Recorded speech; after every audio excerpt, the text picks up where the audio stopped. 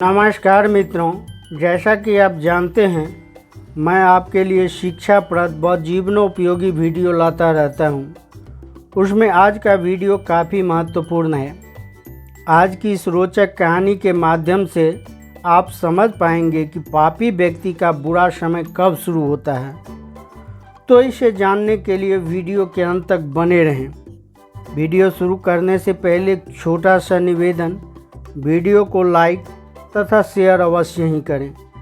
साथ ही ऐसे ज्ञानवर्धक व जीवनोपयोगी वीडियो देखने के लिए चैनल को सब्सक्राइब अवश्य करें। मित्रों, आज की वीडियो सभी के लिए महत्वपूर्ण होने वाली है, जिसमें बताया गया है कि पापी को उसके पाप की सज़ा कब मिलती है। अक्सर हम लोगों से भी कोई न कोई पाप हो ही जाता है। कुछ लोग तो ऐसे हैं जिनकी पूरी ज़िंदगी पाप से ही निर्मित हुई है। उनकी पूरी दिनचर्या ही पाप से बनी हुई है।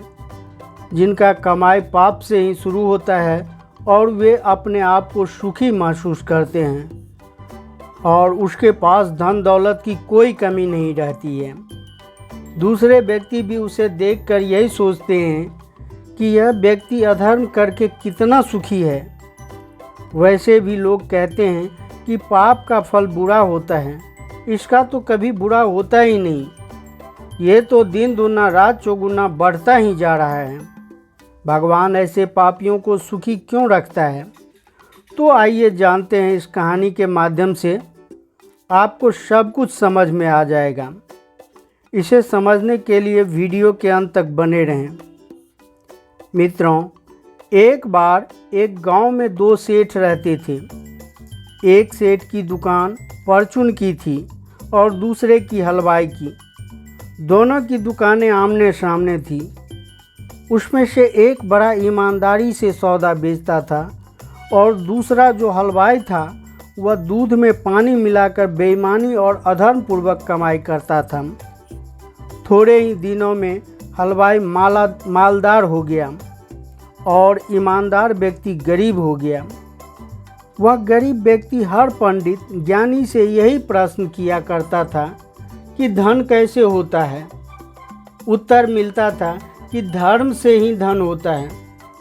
अब वह यह सोचकर बड़ा हैरान रहता था कि यदि धर्म से ही धन होता है तो उसका पड़ोसी कैसे अधर्म से मालदार होता जा रहा है।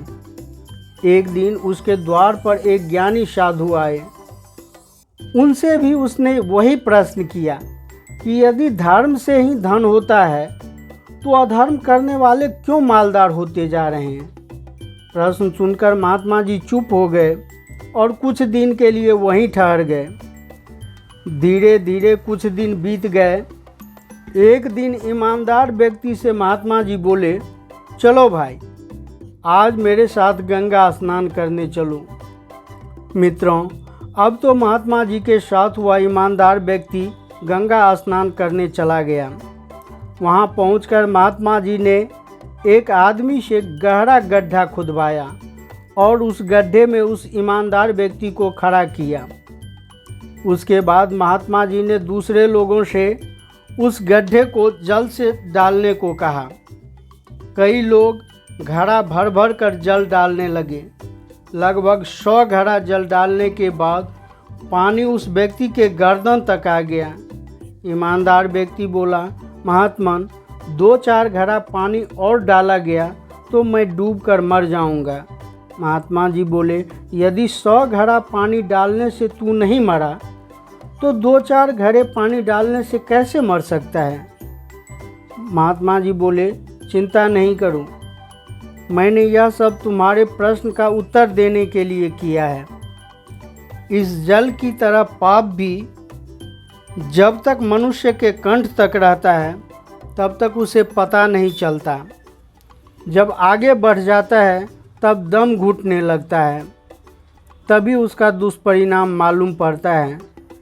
इसी तरह जब अधर्म से अर्जित की गई संपत्ति या तो आग लगने से भस्म हो जाती है या फिर किसी रोग या मुकदमे में खत्म हो जाती है, तभी उसका दुष्परिणाम मालूम होता है। वास्तव में धर्म से ही धन की रक्षा होती है।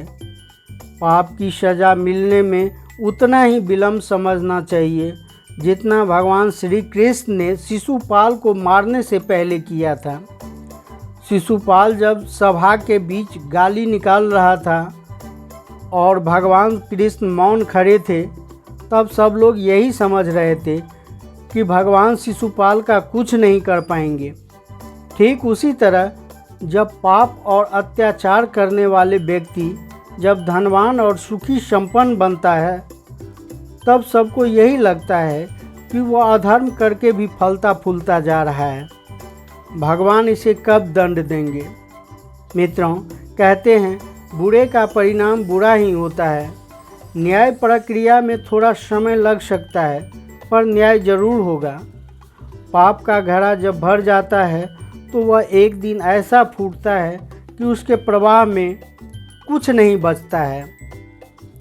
अत्याचारियों के विषय में कहा गया है कि जो दुष्ट दोषी होकर भी निर्दोष लोगों को कुपित करता है, वह सर्पयुक्त घर में रहने वाले मनुष्य की भांति रात में सुख से नहीं सो सकता। जिसका मन पापों में लगा रहता है, वे लोग दूसरों के कल्याणकारी गुणों को जानने की इच्छा नहीं रखते। वे हमेशा दूसरों के अवगुणों को जीतने की इच्छा रखते हैं। जो व्यक्ति अर्थ की पूर्ण सिद्धि चाहता है, उसे पहले धर्म का आचरण करना चाहिए। जैसे स्वर्ग से अमृत दूर नहीं होता, उसी प्रकार धर्म से अर्थ अलग नहीं होता। जो व्यक्ति समय के अनुसार धर्म, अर्थ और काम का सेवन करता है, वह इस लोक और परलोक में भी धर्म और अर्थ को प्राप्त करता है। ईमानदारी से कमाया गया धन सदैव हितकारी होता है और पाप से कमाया गया धन व्यर्थ में जाता है। उस धन से आप पुण्य लाभ नहीं कमा सकती। ऐसा धन विपत्तियों को बढ़ाने वाला होता है। इसलिए धर्म के अनुसार कर्म करना चाहिए। सदैव आप और आपका परिवार खुशहाल रहेगा। तो मित्रों, यह वीडियो आपको कैसा लगा? अपना कीमती राय कमेंट के माध्यम से अवश्य ही दीजिए। साथ ही वीडियो को लाइक, सब्सक्राइब तथा शेयर अवश्य ही करें। पुनः मिलते हैं अगले वीडियो में ऐसे ही ज्ञानवर्धक कहानी के साथ। वीडियो के अंत तक बने रहने के लिए धन्यवाद। जय हिंद, जय भारत।